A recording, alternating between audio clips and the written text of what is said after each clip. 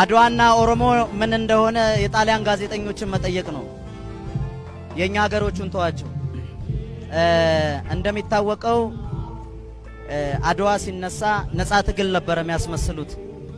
አንድ ለአንድ ማለት የአትሌቲክስ ነበር የሚመስለው ለ100 ዓመት ሲከበር ማለት ነው። እንደኔ ምን ለማለት ፈልጌ ነው? አድዋ ሲነሳ መነሳት የነበረባቸው ጀግኖች እንደው ለይምሰል ማለት ነው ለይምሰል ብቻ ነበር ሲነሱ የነበሩት። እዚች አዲስ አበባ ላይ ምናልባትም ከ9 በላይ ሲዳዎች ወይም ሐውልቶች ያስፈልጉ ነበር ብዬ አምናለሁ። የነ ገበየው ጉርሙ ሐውልት ያስፈልግ ነበር።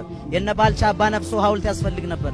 የነ ቁሴ ዲነግዴ ሀብቴ አባ መላ ሐውልት ያስፈልግ ነበር። የነ ራስ አሊ ሐውልት ያስፈልግ